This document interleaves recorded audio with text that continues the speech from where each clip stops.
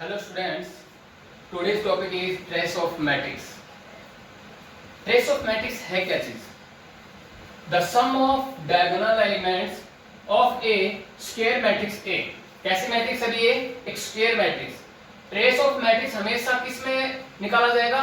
Square matrix में निकाला जाएगा भी. A is called the trace of A. ये कह रहा है कि भी जो डायगोनल एलिमेंट्स हैं अगर उनका सम कर दिया जाए तो वो क्या कहलाता है? ट्रेस ऑफ मैट्रिक्स कहलाता है. It is denoted by TR of A यानी ट्रेस ऑफ A.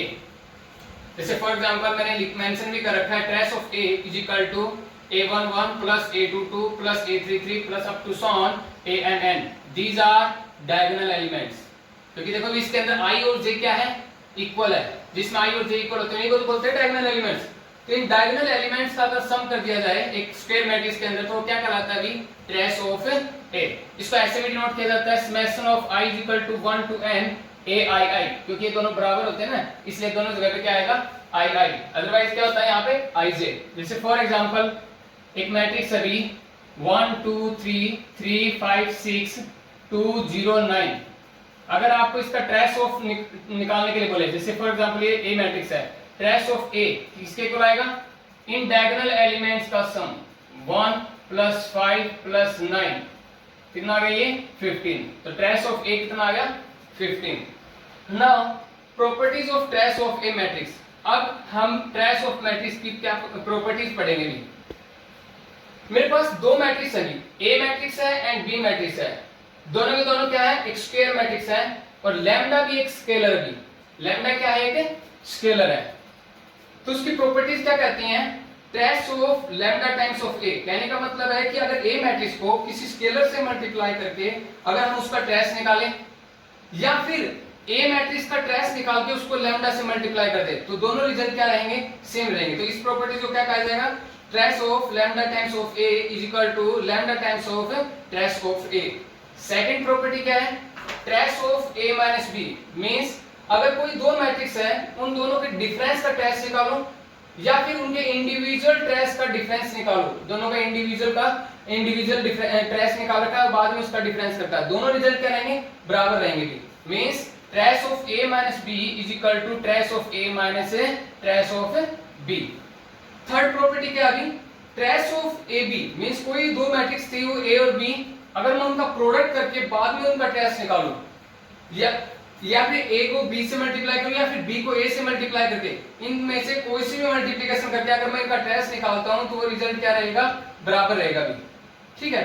या फिर AB का ट्रेस निकालो चाहे BA का ट्रेस निकालो दोनों रिजल्ट में ट्रेस क्या आएगा? इक्वल आएगा भी. दोनों रिजल्ट में ट्रेस क्या आएगा? इक्वल. फोर्थ प्रॉपर्टी क्या कहती है?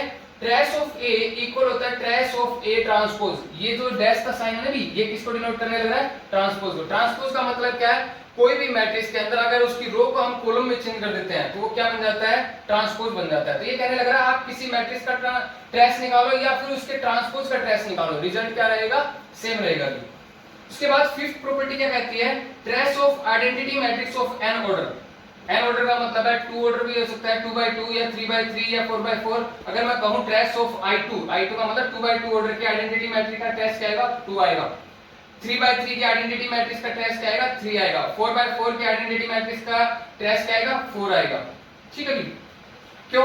देखो मैंने कहा एक आइडेंटिटी मैट्रिक्स है 3 ऑर्डर की मींस 1 0 0 0 1 0 0 0 1. इसका ट्रेस निकालूं मैं. अगर हम इसका ट्रेस निकालते हैं तो क्या आएगा? 1 plus 1 plus 1 is equal to 3. यही तो बोला गया था जो ऑर्डर होएगा वही उसका क्या आएगा? ट्रेस होएगा. सिक्स्थ प्रॉपर्टी क्या कहती है? Trace of zero matrix. यहां पर ये क्या है? जीरो मैट्रिक्स है. ट्रेस ऑफ जीरो मैट्रिक्स हमेशा क्या आएगा? जीरो आएगा भी. उसके बाद अभी addition and subtraction of matrices. कोई भी दो मैट्रिसेस है उनका अगर एडिशन किया जाए या फिर सब्ट्रैक्शन किया जाए तो वो कैसे होता है?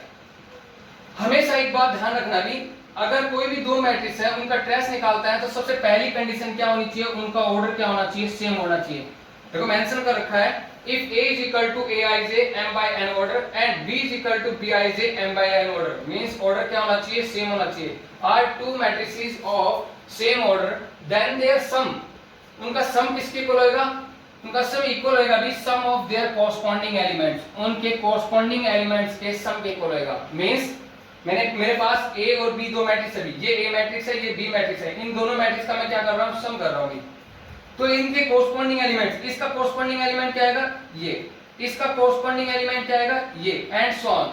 ठीक है, इनके सम मैट्रिसेस का सम किसके इक्वल होगा, इनके कॉरस्पॉन्डिंग एलिमेंट्स का सम। जैसे 5 + 3 यहां पे आएगा, नेक्स्ट में 2 + 9, नेक्स्ट आएगा 3 + 6, उससे नेक्स्ट आएगा 3 + 2, उससे नेक्स्ट आएगा 2 + 1 एंड नेक्स्ट आएगा 7 + 3। क्या होगा, ये किसके इक्वल आ गया, 8 11 9, 3 + 2 5, 2 + 1 3, 7 + 3 10। तो ये a + b आ गई।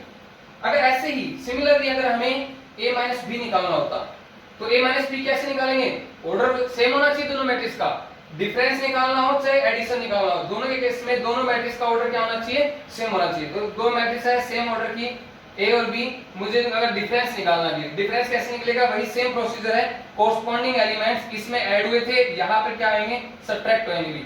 5 में से 3 सब्ट्रैक्ट किया, 2 में से 9, 3 में से 6, 3 में से 2, 2 में से 1, 7 में से 3, इनको सब्ट्रैक्ट करने के बाद क्या है अभी, 2 - 7 - 3 1 1 4। This is difference and this is addition. उसके बाद है properties of matrix addition. Matrix addition की प्रॉपर्टीज के बारे में पढ़ते हैं। आपको तीन मैट्रिक्स गिवन है ए बी सी, और तीनों की तीनों मैट्रिक्स क्या है, सेम ऑर्डर की मैट्रिक्स है।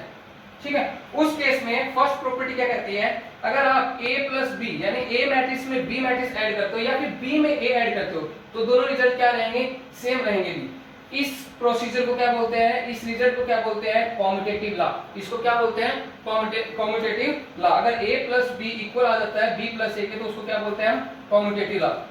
नेक्स्ट है भी a + b + c, means a और b के सम में अगर c ऐड करूं या फिर b और c के सम में मैं a ऐड करूं तो रिजल्ट क्या रहेगा, इक्वल रहेगा। इस रिजल्ट को क्या बोलते हैं, एसोसिएटिव लॉ। इस रिजल्ट को क्या बोलते हैं अभी, एसोसिएटिव लॉ। थर्ड प्रॉपर्टी क्या कहती है, अगर आप a मैट्रिक्स के अंदर जीरो मैट्रिक्स ऐड करते हो या फिर जीरो मैट्रिक्स के अंदर a मैट्रिक्स ऐड करते हो, a में जीरो ऐड करो या फिर जीरो में a ऐड करो, रिजल्ट क्या आएगा, a मैट्रिक्स आएगा भी। तो उस केस में इस जीरो मैट्रिक्स को क्या कहा जाता है, इस जीरो मैट्रिक्स को कहा जाता है एडिटिव आइडेंटिटी। इस जीरो मैट्रिक्स को क्या कहा जाता है, एडिटिव आइडेंटिटी ऑफ ए।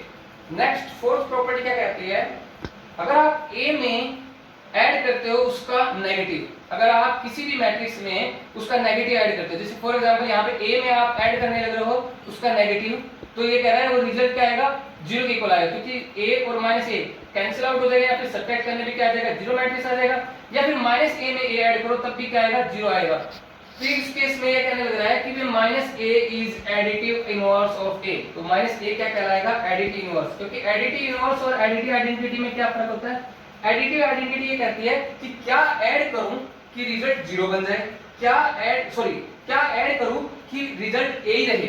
ठीक है, और एडिटिव इनवर्स में क्या होता है कि क्या ऐड करूं रिजल्ट जीरो बन जाए।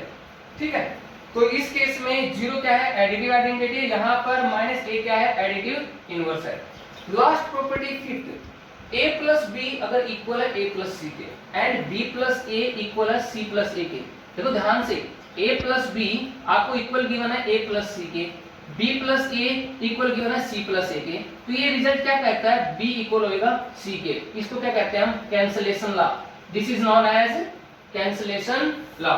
ओके।